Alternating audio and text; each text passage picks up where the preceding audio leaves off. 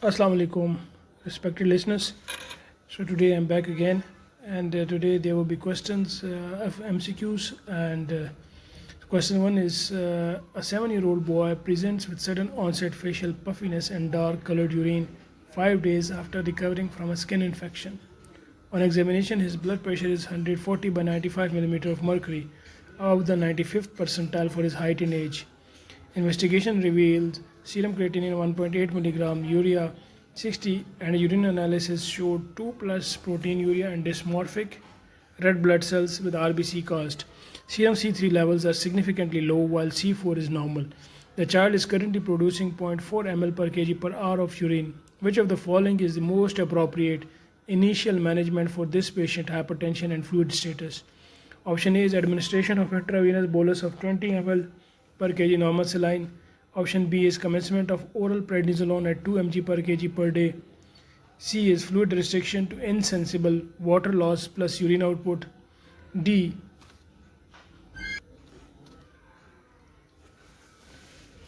immediate referral for urgent renal biopsy, intravenous administration of broad spectrum cephalosporins.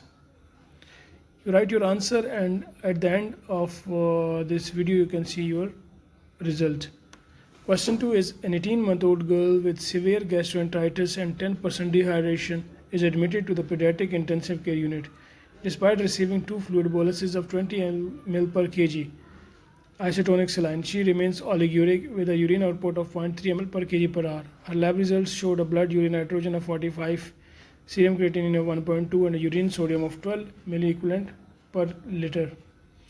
The FeNA is calculated to be 0.6%, and the urine osmolality is 600. Based on these parameters, which of the following is the most likely diagnosis? A. Acute glomerulonephritis. B. Acute tubular necrosis. C. Hemolytic uremic syndrome. D. Post-renal obstruction. E. Pre-renal azotemia. So you write your answer on the side. Question number 3. A 10-year-old girl undergoing chemotherapy for Burkitt's lymphoma develops suddenly oliguria. Lab findings include a serum creatinine of 2.1, potassium 5.8, uric acid 14, phosphorus 9, and calcium of 6.5 mg per deciliter. Urine analysis shows numerous amorphous uric acid crystals. The patient has been receiving aggressive intravenous hydration but is now showing signs of fluid overload with basilar crackles on chest auscultation. What is the most definitive treatment to address both the metabolic derangements and the fluid status in this patient? A. Administration of intravenous rasburicase. B. Continuous renal replacement therapy. C. Forced alkaline diuresis with sodium bicarbonate. Intravenous furosemide at 2 mg per kg. Oral administration of allopurinol. So write your answers on the side before proceeding further. Question number 4. A 3-year-old child is recovering from cardiac surgery for a ventricular septal defect. On the second post-operative day, the serum creatinine rises from 0.4 mg per deciliter to 0.9 mg per deciliter, and the urine output drops to 0.4 ml per kg per hour for the last 12 hours. You are asked to evaluate the patient using the P-rifle criteria. Given that the patient has experienced greater than 50% decrease in estimated creatinine clearance and sustained oliguria, how should this patient AKI be classified? A. End-stage renal disease. B. Failure. C. Injury. D. Loss. E. Is risk. Question number 5. A neonate is evaluated on day 4 of life for failure to pass urine and enlarging abdominal mass. Antenatal scans and suggested bilateral hydronephrosis. Lab test shows serum creatinine of 2.5 and potassium of 6.5 milliequivalent per liter. An urgent bedside ultrasound confirms a distended bladder and dilated posterior urethra. While preparing for definitive surgical intervention, which immediate step is most critical to prevent further renal parenchymal damage and manage the acute metabolic crisis? Administration of high-dose spironolactone. B. Insertion of a suprapubic or transurethral catheter. C.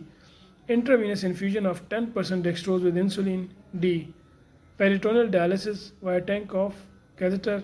E. Urgent bilateral nephrostomy tube placement. So now the answers key and their short explanation. Question 1 answer is fluid restriction. The diagnosis is post-streptococcal glomerulonephritis in the presence of hypertension and oliguria. The primary treatment is fluid management, insensible loss plus urine output and loop diuretics. Fluid restriction to insensible water loss plus urine output. Diagnosis the presentation of hematuria, dysmorphic RBC cast, hypertension, edema, and low C3 following a skin infection is pathognomonic for post-streptococcal acute glomerulonephritis.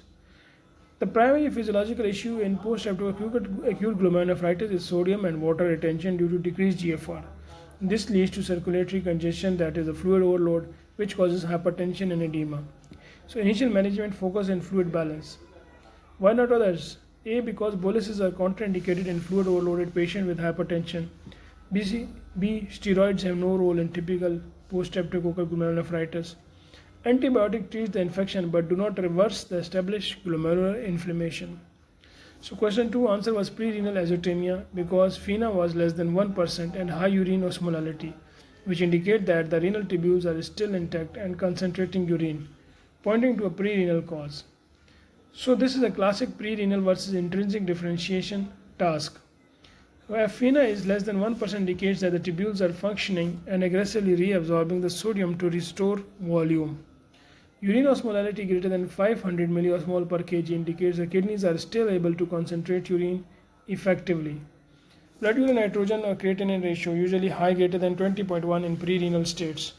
Rationale: in acute tubular necrosis, the FeNA would typically be greater than 2% and urine osmolality would be low, less than 350 milliosmol, because the damaged tubules cannot concentrate urine or reabsorb sodium. And here remember in this case that if you are giving a diuretic to a patient, then FeNA cannot be used to decide between pre-renal and post-renal. In that case you have to do the fractional excretion of urea. The answer 3 is CRT. This is a tumor lysis syndrome when fluid overload occurs alongside severe hyperuricemia and hyperphosphatemia. Dialysis oblique CRT is indicated. Continuous renal replacement therapy. This patient has tumor lysis syndrome with secondary stage 3 AKI. While resburicase is excellent for lowering uric acid, it does not remove phosphorus, potassium, or excess fluid. This patient has symptomatic fluid overload, bilateral basilar crackles, and refractory metabolic derangements. The indication for dialysis in AKI are the mnemonic A, E, I, O, U. These are the vowels. A for acidosis, E for electrolytes, hyperkalemia, I for ingested toxins, O for overload fluid, and U for uremia. The fluid overload combined with severe hyperphosphatemia, 9 mg per kg, makes urgent dialysis oblique CRT the definitive choice. The answer 4 is injury. According to P-Rifle criteria, greater than 50% decrease in the estimated creatinine clearance or urine output of less than 0.5 ml per kg per hour for 12 hours qualifies as injury. The P-Rifle criteria, pediatric risk, injury, failure, loss, and stage is the standard for staging AKI in children. But nowadays, the KDIGO criteria is utilized mostly for the standardization and classification of AKI. Our risk is 25% reduction or urine output less than 0.5 ml. Injury is creatinine clearance 50% or urine output less than 5. Failure is estimated clearance decreased by 75% or urine output less than 0.3. Since this child has a 50% drop in creatinine and 12 hours of oliguria, they fit the injury category. Answer to question 5 is insertion of a catheter. The diagnosis of posterior urethral valves. Immediate bladder decompression is the first line emergency management to relieve pressure and allow for drainage. Bilateral hydronephrosis and a distended bladder in a male neonate strongly suggest posterior urethral valves. A posterior PUV is the most renal cause of AKI. So PUVs is a post-renal cause of AKI. The priority is decompression. Placing a catheter relieves the high pressure system that is causing a back pressure on the kidneys, hydronephrosis. This often leads to a post-obstructive diuresis which helps stabilize the creatinine and potassium. While choice C manages the potassium, it does not address the mechanical obstruction which is the root cause of the renal failure. Surgical ablation of the wall follows once the infant is stable. Thank you very much for listening and for your feedback. Please do WhatsApp on this number, and I pray that may Allah be your helper, protector, and guide. Ameen. Allah Hafiz.